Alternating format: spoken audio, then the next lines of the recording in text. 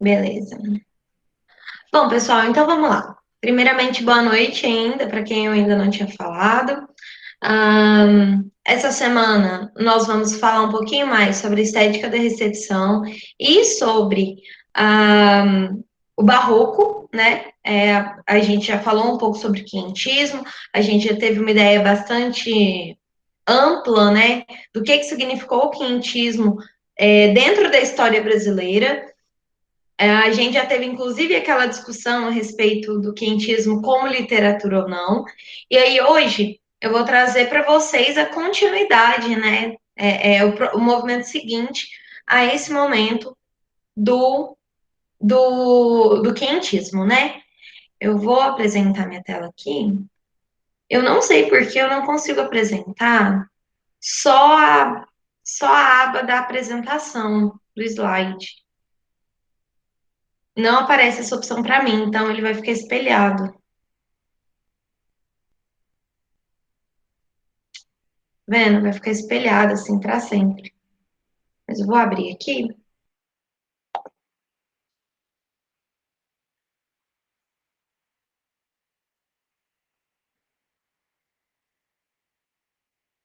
Eita. Pessoal, e aí é daquele jeito. Eu não consigo ver vocês. Se vocês tiverem alguma dúvida, por favor, se tiver alguma dúvida no chat também, podem me interromper e fazer as perguntas, tá bom? Na última aula, nós paramos nesse quadrinho, né? Falando um pouco sobre a estética da recepção, ou seja, quais são os elementos.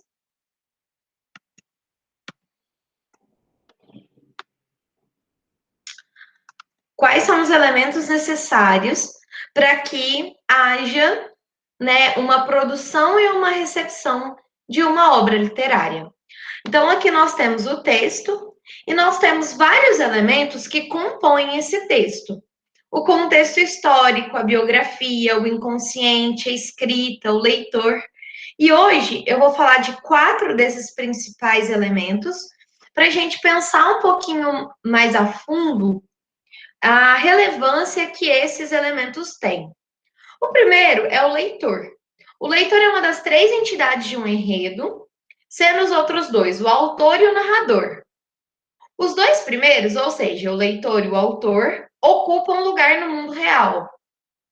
E é função do leitor abrir-se à narrativa e interpretá-la. O que significa abrir-se à narrativa e interpretá-la? Antes da estética da recepção, a estética da recepção é uma proposta que acontece na escola de Genebra, e lá, isso aí por volta assim, de 1950, mais ou menos, onde eles tiveram uma ideia diferente a respeito do autor, do leitor, do narrador e de uma série de outros elementos que compõem o texto literário. Por quê? Porque até então, a ideia que se tinha do leitor é que era um mero decodificador do texto literário. Como assim? É como se o leitor não tivesse papel nenhum dentro da obra. E a gente sabe que isso não é verdade, por quê? Porque quando a gente está lendo um texto, e eu falo da literatura porque é a minha área, mas pode ser uma música, pode ser um quadro. Quando nós estamos recebendo uma obra literária, essa obra literária, ela é ressignificada por nós, pelas nossas experiências pessoais, pelos nossos contextos. Então, é claro que existe uma série de elementos ali dentro, esses elementos vão nos direcionando para um caminho ou para o outro, mas a função do leitor não é a mera decodificação daquele código, daquela linguagem, né? O leitor ele tem um papel fundamental porque ele vai preenchendo as lacunas que o texto deixa, ou que o quadro, ou que a música, enfim, que os objetos artísticos deixam com as suas próprias experiências, né? Então, um filme, por exemplo, que significa muita coisa para uma X pessoa, pode significar muita coisa para outra em momentos diferentes. né? Por razões diferentes. Então, não sei se vocês conhecem, fica aí, ó, já vou até anotar. Deixa eu mandar aqui. O filme Her, ele é de 2014 ou 2015? Eu não sei o ano exatamente. 2000 e... Talvez 2015. Concorreu ao Oscar de 2015. Não lembro. Tá aí, ó. Her. Também não lembro o nome do diretor agora. Mas esse filme, que é um filme que vai trabalhar, ele trabalha o conceito de máquina e inteligência artificial, ele trabalha as limitações dos seres humanos em relação dos seres humanos com essas inteligências, trabalha a ideia de solidão humana, uma série de coisas. E esse filme, ele deixa um monte de vazios que quem vai preencher são os espectadores. Então, eu posso achar o filme fenomenal porque ele trabalha essa ideia de vazio, né?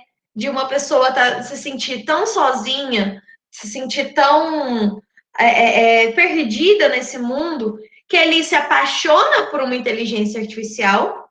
Eu posso me interessar muito pelo filme, porque essa inteligência artificial ela extrapola o que a gente conhece como limite humano, né? Então, ela está na rede de computadores, ela não precisa estar em um lugar ao mesmo tempo. Então, tudo isso mostra como as obras artísticas, elas dão direcionamentos, ela tem uma história para contar, mas junto dessas histórias, elas deixam com que nós depositemos um pouquinho das nossas histórias lá dentro. Então, o leitor, ele tem essa função. Ele tem a função de interpretar e tem a função de complementar aquela história com as suas próprias experiências. E é óbvio que a gente não faz isso de uma maneira. Como que eu posso dizer? Não é uma coisa pensada. Não é um movimento que a gente fala, putz, agora eu vou lembrar eu passei por uma experiência semelhante a essa, então eu vou depositar a minha experiência ali. Não é isso. O próprio texto vai nos levando a falar entre aspas, um pouquinho de nós com a obra. Então, existe um diálogo entre a obra escrita e o leitor que está lendo, né? Então, o leitor ele tem um papel fundamental na própria criação do texto literário. Isso é muito importante que vocês entendam, beleza? Dúvidas até aqui?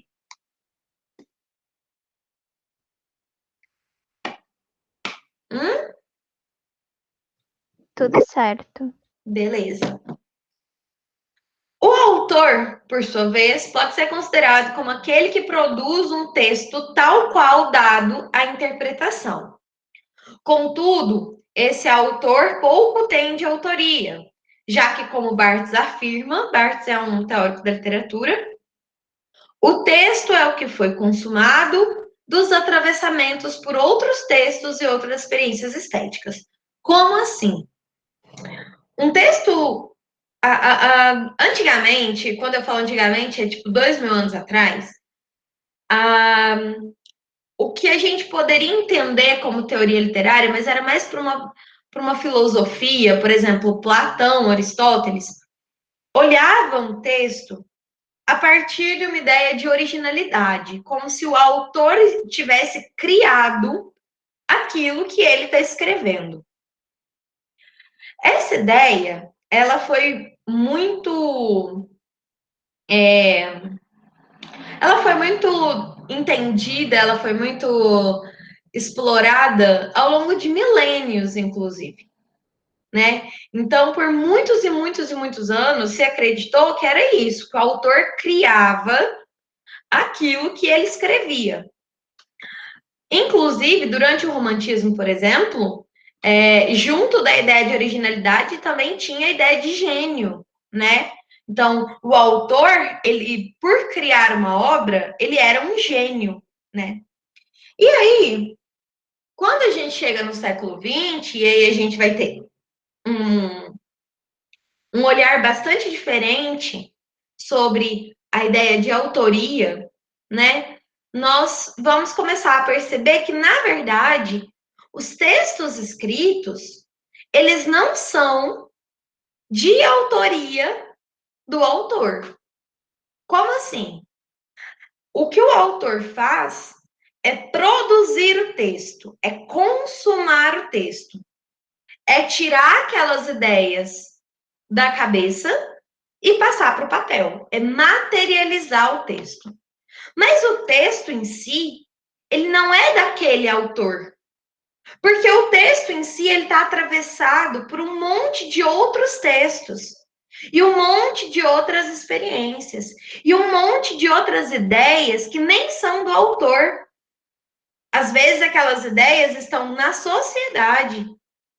Então, não é desmerecendo o autor, até porque materializar um texto é bastante difícil. Se fosse fácil, todo mundo seria grandes autores. Mas é bastante difícil. Porque ao materializar o texto, aí a gente vai ter que começar a se preocupar com a forma. Ou seja, com o jeito como é escrito, não só com as ideias. Então, o que define um bom autor é a capacidade dele de materializar o texto de uma maneira poética, de uma maneira artística, né? Por outro lado, é importante entender que as ideias que ele está materializando não são dele, é de um coletivo. Tudo bem até aqui? Sim, não? Como assim, autor não é autor? Dúvidas?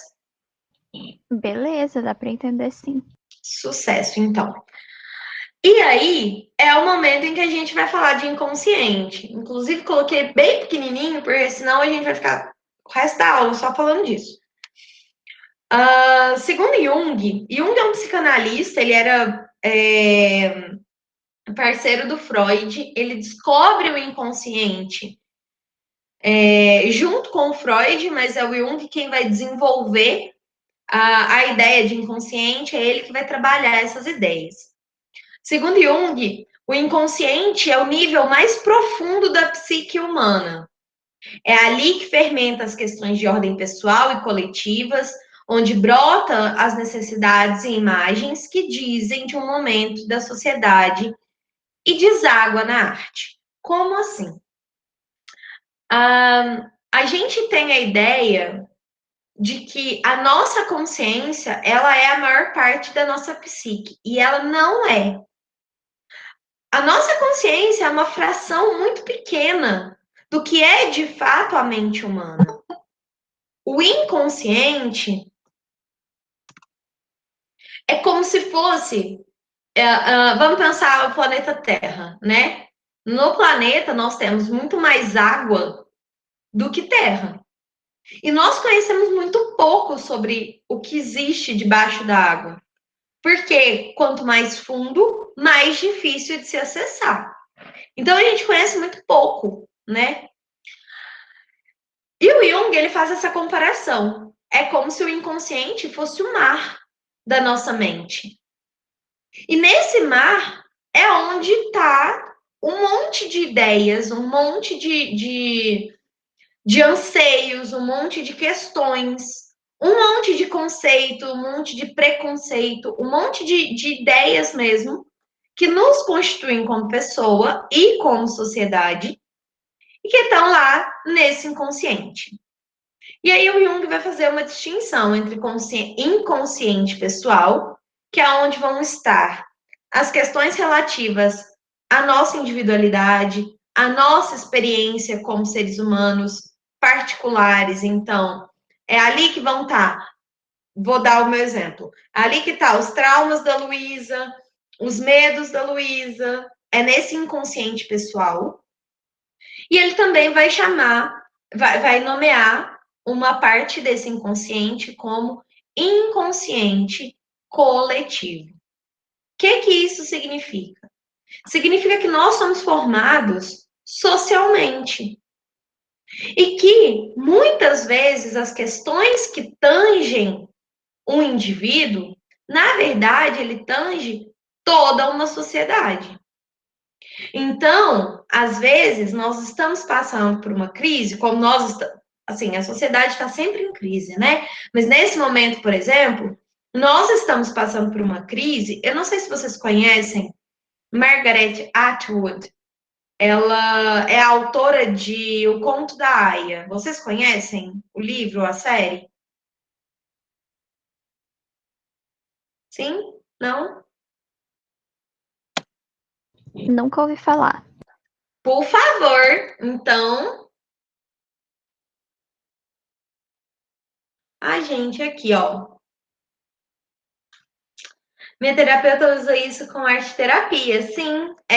Inclusive, é bastante legal. O Jung tem um texto falando a relação entre o inconsciente e a poesia. E aí ele vai falar sobre, por exemplo, quanto mais a gente se preocupa em escrever um texto, menos ele vai ser verdadeiro. Verdadeiro no sentido de expressar as questões da pessoa que está escrevendo esse texto. Quando a gente vai se deixando levar pela escrita, na verdade, quem está assumindo o controle é o nosso inconsciente. Então, ali a gente consegue perceber uma série de questões que às vezes a gente nem sabia que tinha e que acabam aparecendo através dessa escrita. Olha, eu vou deixar aqui o conto da Aya. Margaret Atwood. Existe um livro, ele é bem pequenininho, bem pesado, e tem a série. A série acabou de ser lançada, a quarta temporada agora, já tem um último episódio. É uma série de distopia, é como se uma seita religiosa tivesse tomado conta dos Estados Unidos, e aí eles começam a elaborar uma série de eles estruturam a sociedade em castas, então eles vão ter as esposas, os comandantes, as aias. As aias são mulheres férteis, capazes de ter filhos, e as famílias onde as pessoas são inférteis, porque o mundo está vivendo um processo de infertilidade, as famílias inférteis recebem uma aia. E aí, uma vez por mês, eles estupram essas mulheres para que elas engravidem, para que a família tenha um filho. Então, assim, é um nível terrível do que a gente entende como barriga de aluguel. E aí existe toda uma problemática, enfim, acontece várias coisas. É muito legal, muito legal. E é uma das obras essenciais para a gente que quer entender um pouquinho mais sobre a literatura feminista. Muito importante para quem gostar, para quem tiver interesse. Tá aí a recomendação.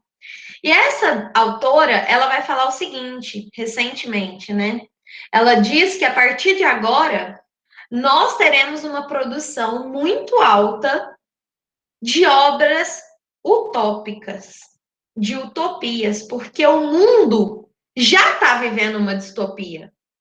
Nós já estamos vivendo aquecimento global, nós já estamos vivendo pandemia, nós já estamos vivendo o colapso das instituições democráticas, nós já estamos vivendo todo um processo, toda uma realidade que até então a gente conhecia por distopias, né?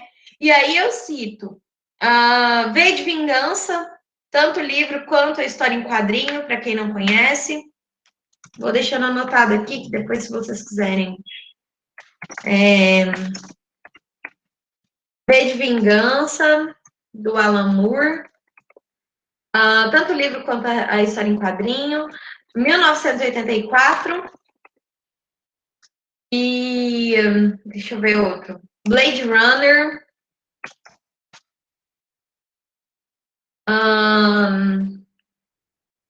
Deixa eu pensar outros.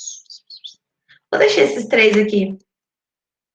Definição de utopia. Muito obrigada pela pergunta, Adriane. Às vezes eu vou falando achando que tô na Disney. Utopia a ideia de utopia é uma realidade perfeita, onde ela acontece perfeitamente, onde não existem problemas. E aí, ela, como que eu posso dizer? Ela materializa um sonho, ela materializa uma esperança, né?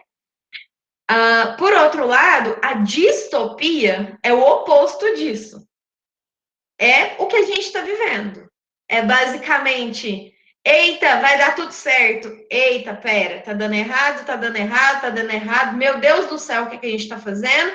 Fundo do poço e a gente continua cavando. É basicamente onde a gente está. Então, em momentos de estabilidade, e isso é muito nítido para quem estuda arte, em momentos de estabilidade social, a gente tende a produzir distopias, porque tá tudo certo, ninguém tem muito que preocupar, tem comida na mesa, tem, sabe, as coisas estão ok, você tem tempo para pensar e se o mundo acabasse. Em momentos de distopia, como é o que a gente está vivendo agora, onde ninguém aguenta mais, notícias ruins, morte, tragédia e por aí vai, a nossa tendência, a tendência do nosso inconsciente é se voltar para uma ideia de esperança, uma ideia onde as coisas dão certo, um mundo positivo. E eu cito como utopia Tomorrowland, da Disney. E aí, vocês não vão me julgar se vocês assistirem Tomorrowland e não gostarem, porque eu não assisti. Porque eu não gosto muito de utopias. Então, eu não assisti. Mas é um filme de utopia, tá? Beleza até aqui, pessoal? Entenderam a importância desse inconsciente na produção do autor? De como, às vezes, o autor, ele produz, ele materializa um texto que, na verdade, as ideias que aparecem ali, elas estão no inconsciente coletivo de uma sociedade? Isso ficou claro? Sim? Não? Morremos todos? Deu para entender sim, prof. Sucesso! E aí, por último, que eu trouxe para nós aqui é o contexto histórico. É o momento social, econômico e histórico, obviamente, que compõe um momento no tempo e no espaço. Então, usando novamente a nossa situação. Hoje nós vivemos em um momento social em crise, em uma economia em crise, e um período histórico de crise, né? Nós estamos vivendo a maior pandemia desde 100 anos atrás. O Brasil já completou 500 mil mortos por causa de uma doença que já tem vacina e que 375 mil pessoas já podiam ter sido salvas e não foram. Nós vivemos em um momento em que o botijão de gás custa R$ 120 e a gente vê notícias na televisão de jornais insinuando que é melhor voltar a cozinhar em fogão a lenha do que usar o gás de cozinha. Então, nós estamos vivendo em um momento extremamente distópico, né? Nós estamos vivendo em um momento de colapso social. E esse momento de colapso social, ele vai ter reverberações. Ele vai ter, como que eu posso dizer? Ele vai ser percebido pela arte, né? Então, essa percepção artística, ela vem por causa desse inconsciente coletivo. Então, eu vou dar um exemplo muito, muito simples, né? A Disney agora, ela tá lançando, né, várias produções, agora tá lançando Loki, lançou WandaVision recentemente. Poxa, o que é isso se não é a gente se distrair da nossa própria realidade? Quantos de vocês e quantos de nós, professores, não escolheram deliberadamente dar uma afastada das notícias, porque chega uma hora que cansa a cabeça, que ninguém consegue mais. Então, isso mostra um contexto histórico extremamente caótico, e é por isso que a Margaret Atwood falou: olha, vão surgir novas utopias. Porque a nossa mente está cansada da distopia, nós estamos vivendo a distopia. Então, a nossa tendência é procurar uma possibilidade, né? Uma possibilidade utópica para nossa mente, para nosso eu, para nossa individualidade. Ficou claro, pessoal? Alguma dúvida até aqui? Nenhuma. Perfeito, então. Então, dados esses conceitos agora, que estão um pouquinho mais claros, que a gente parou um pouquinho mais para falar sobre eles, vamos falar sobre o Barroco. O Barroco ele acontece do fim do século XVI e ele vai até meados do século XVIII, ou seja, do finalzinho de 1500, então 1560, 1570, até por volta de 1700 e alguns quebrados, né? 1750, 1760. No Barroco, nós temos um dos grandes nomes do que a gente entende como literatura brasileira. Pensando na estética de recepção, eu continuo com a visão do Antônio Cândido de que o Barroco também não se enquadra como literatura brasileira, né? Eu poderia nomear mais como, sei lá, literatura de colônia, talvez, até literatura portuguesa, porque, de novo, quem produzia e quem lia na época eram portugueses, se não eram portugueses, eram filhos de portugueses, como era o caso do Gregório de Matos. Gregório de Matos, ele nasce no Brasil, mas ele é filho de um nobre português. Ele nasce em Salvador, que até então era a capital da colônia, né? E ele escreve bastante na época, principal, ele escreve bastante na época e fica conhecido como o Boca do Inferno. A gente vai falar um pouquinho mais sobre ele mais para frente. Eu trouxe esse poema do Gregório de Matos. Nasce o sol e não dura mais que um dia. Depois da luz se segue a noite escura. Em tristes sombras morre a formosura, em contínuas tristezas e alegrias. Porém, se acaba o sol, por que nascia? Se é tão formosa a luz, por que não dura? Como a beleza assim se transfigura? Como o gosto da pena assim se fia? Mas no sol e na luz falta a firmeza. Na formosura não se dê constância, e na alegria sinta-se a tristeza. Começa o mundo pelo fim da ignorância, enfim pela ignorância. E tem qualquer dos bens por natureza. A firmeza somente na inconstância. Alguém aí se habilita a falar qual é o maior traço desse poema? O que vocês mais perceberam enquanto eu lia, enquanto vocês estão vendo aí na tela de vocês? O que vocês percebem assim? Nossa, ele faz isso o tempo todo. Ele rima, por exemplo, ia, ura, ura, ia. Uhum, Ele fala bastante da natureza, muito da natureza, inclusive. sim, por aí. Mais alguém?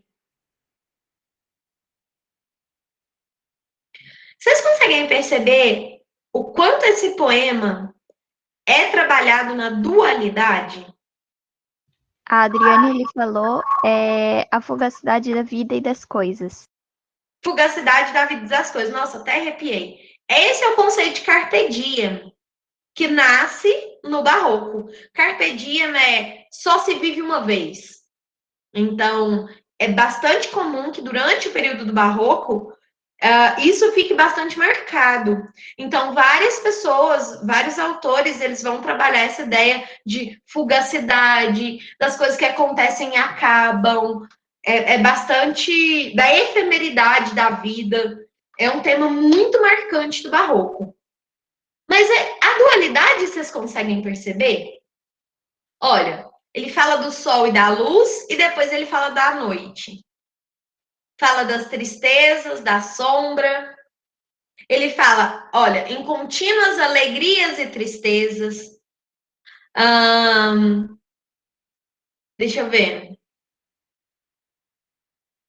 Olha, ele está falando aqui, o sol e a luz são efêmeros, então não tem firmeza nem constância.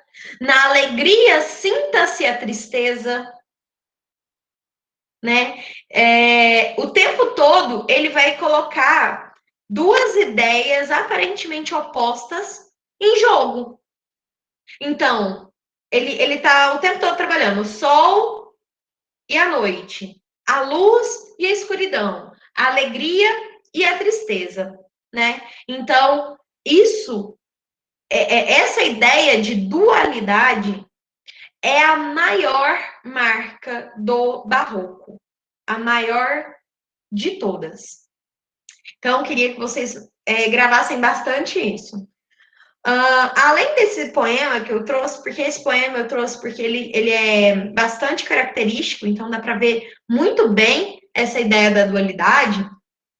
Mas o Gregório de Matos também tem vários poemas satíricos em que ele critica, e é por isso que ele fica conhecido como Boca do Inferno, ele critica política, critica religião, critica um monte de coisa. Ele tem muitos poemas eróticos, então isso para a época é uma coisa assim inacreditável, principalmente num contexto de um país colonizado por Portugal, e Portugal vira o centro, né, da religião católica por bastante tempo.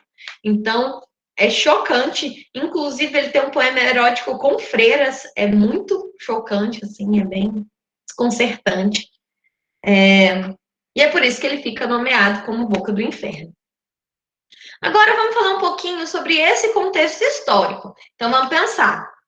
O contexto histórico é um dos elementos para a produção do texto literário, né? E esse contexto histórico, ele é um dos elementos que vão desaguar no texto, porque o contexto histórico define o homem que escreve. Então, ele vai ser muito importante, muito relevante para o autor. Então, qual é o contexto histórico da Europa? Por que isso é importante? Porque, de novo, o Brasil ainda não tinha se consolidado. Nós não éramos uma nação, nós éramos uma colônia de Portugal. Então, tudo que chegava no Brasil não era de produção brasileira, era de produção europeia. Então, vamos lá. Qual é o contexto histórico? Em primeiro lugar, nós temos a reforma e a contra-reforma. O que foi a reforma e a contra-reforma? Durante o período do feudalismo, né, a Igreja Católica ela foi hegemônica na Europa, ou seja, ela era a bambambam, manda-chuva, ela fazia e acontecia, sabe? E como que ela garantia o poder que ela tinha na Europa? Ela garantia esse poder, por quê? Primeiro, só quem conseguia ler a Bíblia eram os próprios padres. Não existia civil, ou existiam pouquíssimos, que eram capazes de ler a Bíblia, porque a Bíblia era sempre em latim. Então, para aprender a ler a Bíblia, tinha que aprender latim. E não era qualquer Zé Ruela de qualquer esquina, sabe, morrendo de frio, né, sei lá, na Inglaterra, na Alemanha, que ia aprender latim. Então, já existia esse empecilho. A igreja era, e até hoje é, extremamente rica. Durante esse período do feudalismo, era a instituição mais rica da Europa. Ela era mais rica do que de todas as coroas. Ela mais rica do que o rei da França, mais rica do que o rei da Inglaterra, mais rica do que todo mundo. Então, a influência que ela tinha, né, a influência e a força, né, que ela tinha dentro da Europa era enorme. E aí, como que a Igreja Católica garantiu essa riqueza? Ela começou a vender pedacinhos do céu, a vender indulgências, né, que eram os nomes. Então, você quer ser perdoado? Paga tanto para a igreja. Parece bastante com o que a gente vê hoje em dia em algumas igrejas. Toma aqui uma lasca da cruz de Jesus, aí pagava pela lasca da cruz. Existem estudos que mostram tipo, quantas milhares de cruzes foram vendidas, né, nesse esquema pela igreja. E aí, no fim das contas, a igreja deixou de ser sobre o cristianismo no sentido de Jesus e começou a virar isso, né? Então, a igreja pregava que você tinha que ser extremamente pobre e doar todos os seus bens para a igreja para você entrar no reino de Deus, porque Jesus disse que mais fácil passar um camelo pelo buraco de uma agulha do que um rico adentrar o reino dos céus. E aí eles usaram isso ao pé da letra e no fim das contas ninguém conseguia dizer que não. Jesus falou isso, mas falou isso em tal circunstância. Não tinha, porque ninguém sabia ler. E aí, o que foi a Contra-Reforma? Um padre chamado Lutero começou a achar estranho. Falou, gente, pera, algo de errado não está certo. E aí, ele traduz a Bíblia do latim para o alemão, né? E quando ele faz isso, ele também elabora uma série de leis que ele retira da Bíblia, né? Mostrando que, olha, você não precisa ser, sabe, extremamente pobre. Jesus gosta que você seja uma pessoa bem-sucedida, que você tenha sua casa, que você tenha conforto, que você tenha uma família, sabe? Não existe lugar nenhum na Bíblia que fala que é possível comprar um pedaço do céu com ouro. Ele começa a falar essas coisas. E aí ele rompe com a Igreja Católica e ele cria a Igreja Protestante. Então, essa foi a reforma. A reforma foi o Lutero rompendo com a Igreja Católica. O que foi a contra-reforma? Foi a Igreja Católica falando: não, não, não, não, não, pode voltar aqui. Não tem nada de reforma. Foi o momento em que a Igreja Católica começou a perseguir os protestantes. E foi o ápice da barbárie que a Igreja Católica fez, que foi a Inquisição. Então, a Inquisição, ela era um movimento da Igreja Católica para procurar torturar e matar hereges, bruxas, protestantes, qualquer pessoa que falasse alguma coisa contra a igreja.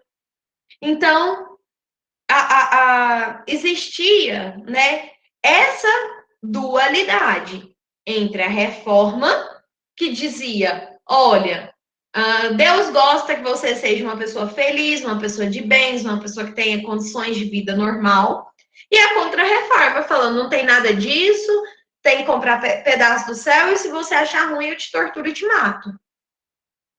Então, já existia essas duas vertentes dentro da igreja.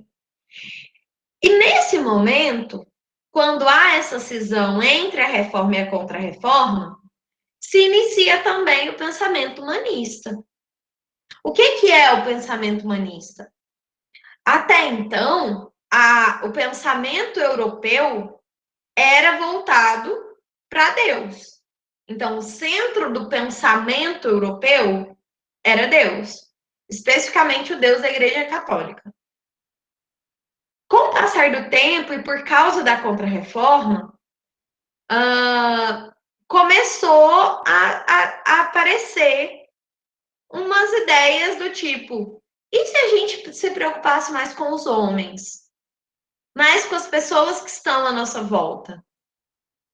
Sabe? É de fato interessante, frutífero, que eu me preocupe mais com Deus do que com o cara que está passando fome ali na esquina?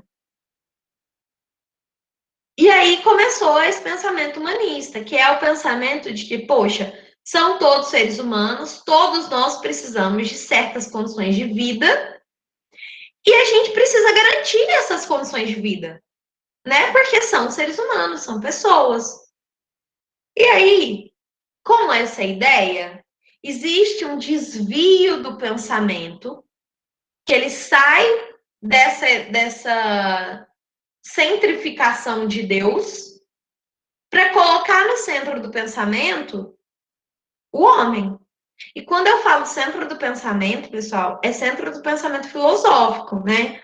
Das pessoas que se debruçavam, a maior parte, inclusive, eram religiosos, das pessoas que se debruçavam sobre as ciências, né, do homem.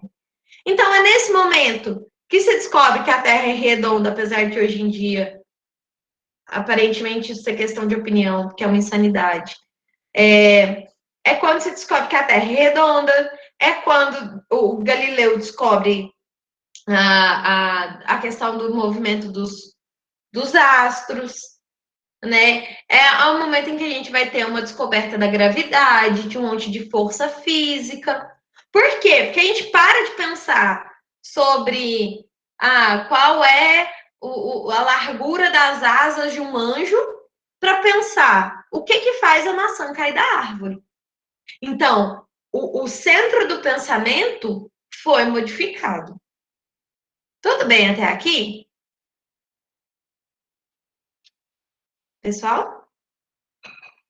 Belezinha.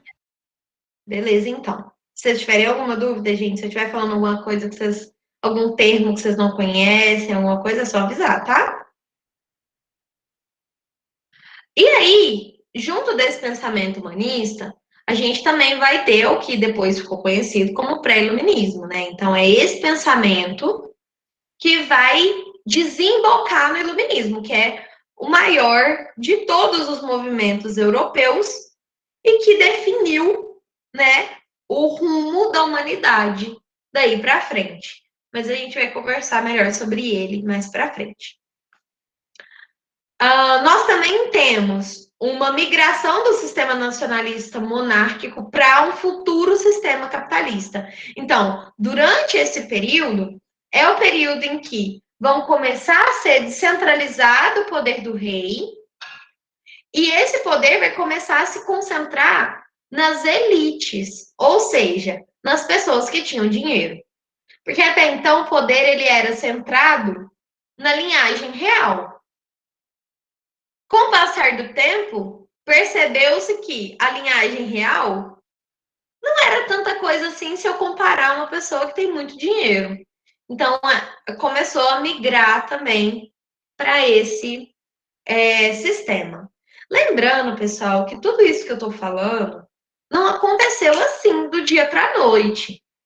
Isso foi um processo de centenas de anos. Tanto é que o barroco, ele abrange 200 anos. Não é uma coisa de, 10 anos aconteceu isso tudo. Não é isso. E quando a gente fala, é óbvio que a gente tenta colocar numa linha cronológica para ficar mais fácil de entender, mas as coisas não acontecem assim, né? Acontece um monte de coisa ao mesmo tempo, e depois, no futuro, a gente se debruça sobre aquele momento e tenta colocar um pouquinho de ordem, mas na época a ordem não existia. Beleza? Deixa eu só dar uma olhada aqui no horário. Tá.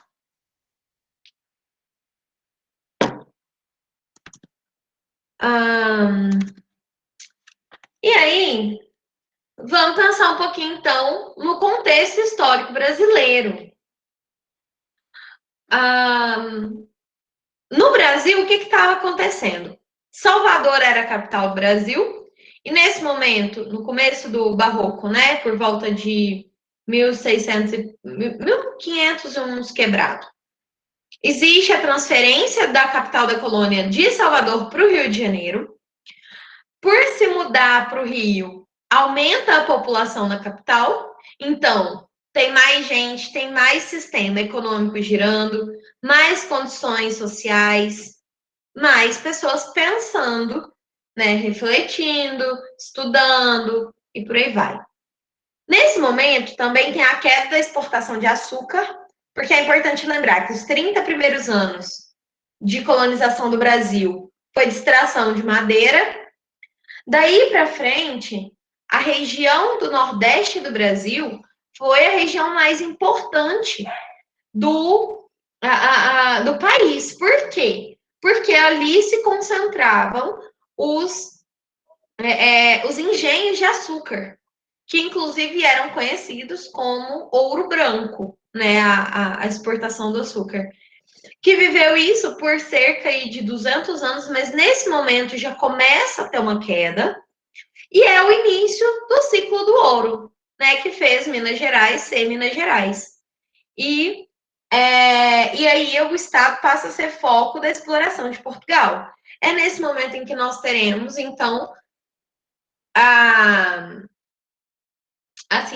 o desenvolvimento, né, de uma das maiores cidades da época, que é Vila Rica, que hoje é conhecido como Ouro Preto, que é onde Aleijadinho nasceu e que se tornou, junto de Mariana e algumas cidadezinhas ali, e que se tornou o marco barroco dentro do que a gente conhece nesse período, né? Então, essa região de Minas é o grande marco desse movimento, porque ele acontece no momento em que esse lugar está se desenvolvendo. Então, a estética desses lugares vão ser a estética do barroco.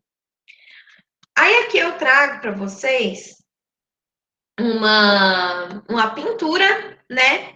É do mestre Ataíde, na matriz de Santo Antônio, Ouro Branco, que é uma cidade próxima a Ouro Preto.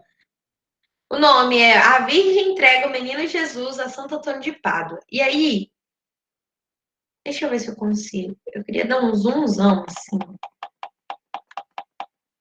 para vocês verem. Quero salientar umas coisas. Lembra que eu falei, então, sobre a questão da dualidade? De como o barroco ele é muito marcado por esse sentimento de dualidade? Porque, vejam bem, eu sou católico, mas a Igreja Católica está fazendo umas coisas que eu não concordo. Pronto, sentimento de dualidade. Tem o catolicismo e tem o protestantismo, sentimento de dualidade. Tem Deus e tem o homem. Lembra que eu falei que, olha, o pensamento europeu era voltado para Deus e agora ele se torna mais direcionado para o homem? Então, tem Deus e tem o homem. Tem o sagrado e tem o profano. Tem o bonito e tem o feio. Tem a alegria e tem a tristeza. Então, lá naquele poema, a gente já percebe como o homem barroco, ele era extremamente marcado por essa dualidade. Porque o contexto dele é um contexto de dualidade. Então, olha, vamos pensar no caso do Gregório de Matos. Filho de uma brasileira com um português. Nasce no Brasil, mas vai estudar em Portugal. Né? Vive na colônia, mas a referência é o país europeu. Então, o tempo todo essa dualidade é marcada. E aí eu gostaria de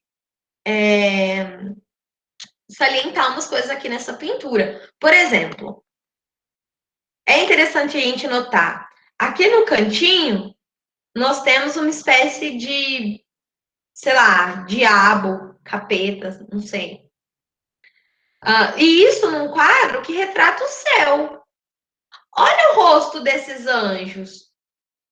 A gente sempre conhece os anjos, né, como querubins, como crianças, geralmente assexuados, né?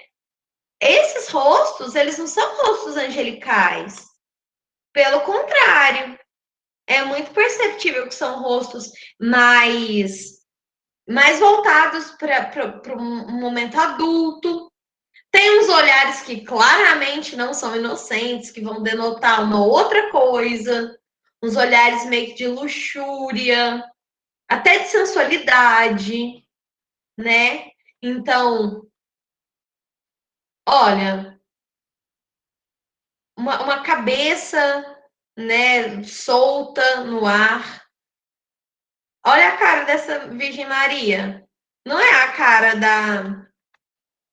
da santa que a gente costuma conhecer. Ela tá com a cara meio, sabe, meio, sei lá, meio sexualizada, meio sensual, assim. Nós temos então o padre. Olha a cara desse menino Jesus, que também não é uma cara de inocência, ele tá claramente com um olhar esperto, um olhar de procura, né? E aí nós temos então toda essa pintura que vai refletir uma ideia, né? Uma ideia desse momento da referente a essa dualidade que caracteriza, no fim das contas, o próprio barroco. Dúvida até aqui, pessoal? Alguém quer fazer algum comentário?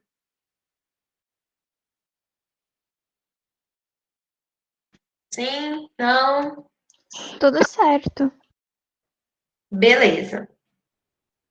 Vou voltar aqui. Bom, aqui então nós teremos as características do barroco. Antes de falar das características do barroco, né? Eu, inclusive, estou achando que eu vou deixar a gente começar essa parte na semana que vem, porque faltam só 10 minutos para a nossa aula acabar, e, e aí vai acabar cortando o assunto no meio, porque ainda tem mais coisas para serem apresentadas. Mas aí eu gostaria de falar um pouquinho com vocês sobre a ideia de razão e sensibilidade. Assim como os conceitos da estética da recepção que eu apresentei para vocês, a gente vai falar mais sobre razão e sensibilidade mais para frente, mas eu gostaria já de começar a falar sobre o seguinte. Quando a gente fala em razão e sensibilidade, é como se a gente estivesse falando de duas coisas separadas. Como se a razão estivesse aqui e a sensibilidade estivesse aqui. Não só separadas, como quase opostas. E é muito importante que a gente deixe de ver esses conceitos como conceitos opostos. Por quê? Porque a razão, lembra na nossa primeira aula em que eu falei sobre isso? Sobre a importância da gente ser racional e sensível? A racionalidade por si só, ela cria a bomba de Hiroshima. A sensibilidade por si só faz com que a gente não tenha discernimento. As duas coisas têm que andar juntas, né? Então eu preciso ter discernimento e eu preciso ter sensibilidade ao mesmo tempo. Por que eu tô falando disso? Porque talvez vocês já tenham visto, ou talvez vocês ainda verão, alguns professores, alguns livros didáticos que vão tentar colocar as coisas assim. Barroco é emoção, arcadismo é razão. Romantismo é emoção, realismo é razão. Isso não existe. Não é parâmetro de análise. Não é parâmetro de. Não é parâmetro característico. Primeiro, porque a gente está falando de arte. E para eu falar de arte, eu tenho que falar de sensibilidade. Então, tudo que é arte já é da ordem do sensível, da ordem da sensibilidade, da emoção, automaticamente. Como que eu vou falar que uma arte é racional e não sentimental? Como que eu vou falar que uma arte é só sentimental se eu preciso, inclusive, dar razão para organizar o meu texto literário? As duas coisas andam juntas. Então, no caso do barroco, por exemplo,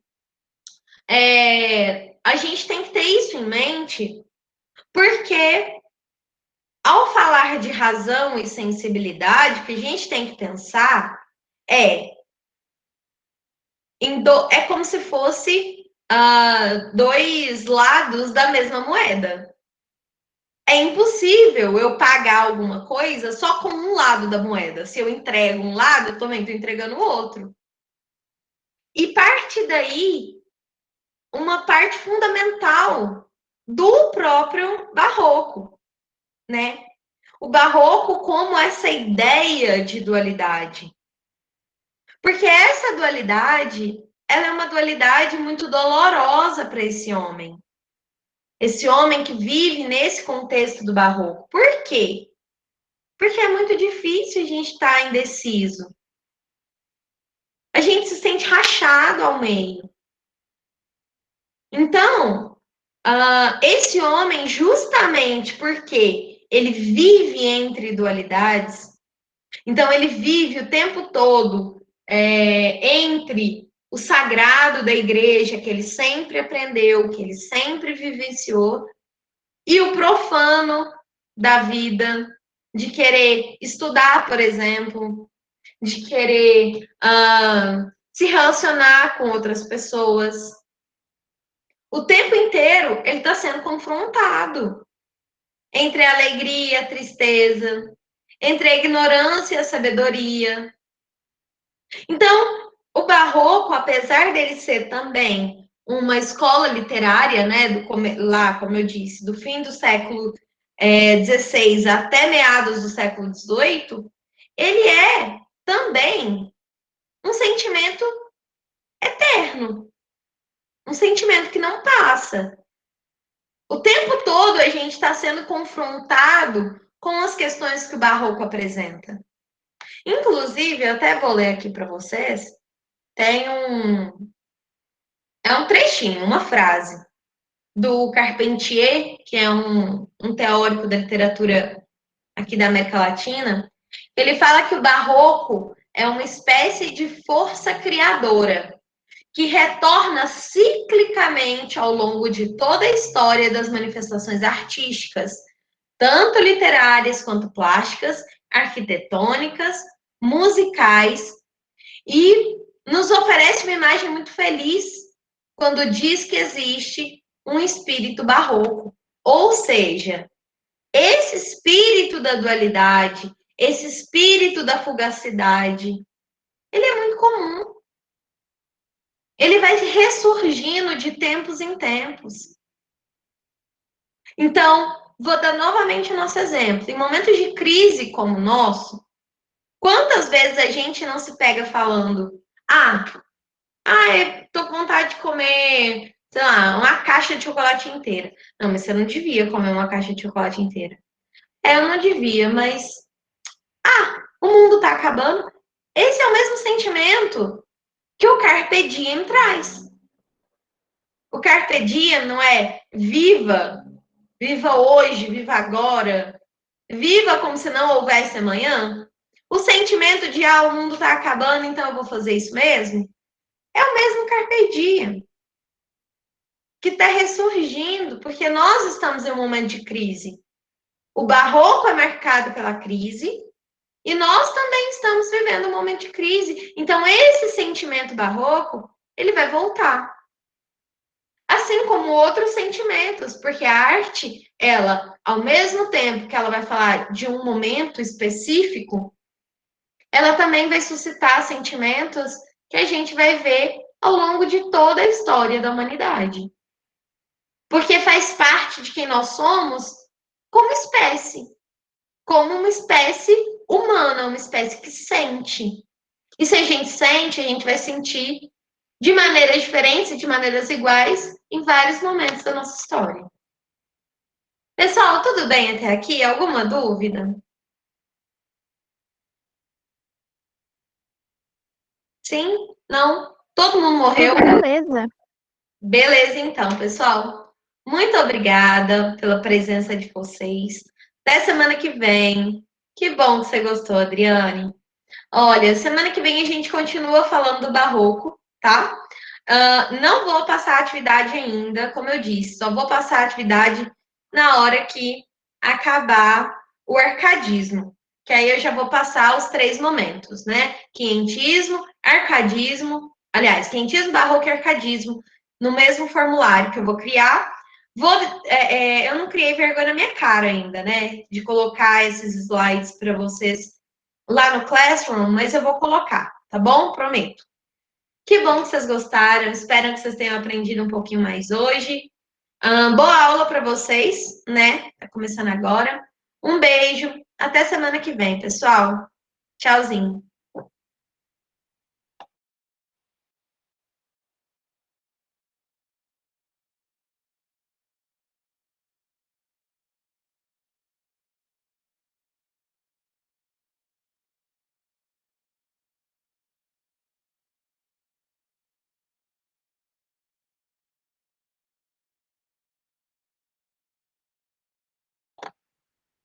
Peraí, gente, voltei porque eu não parei a gravação.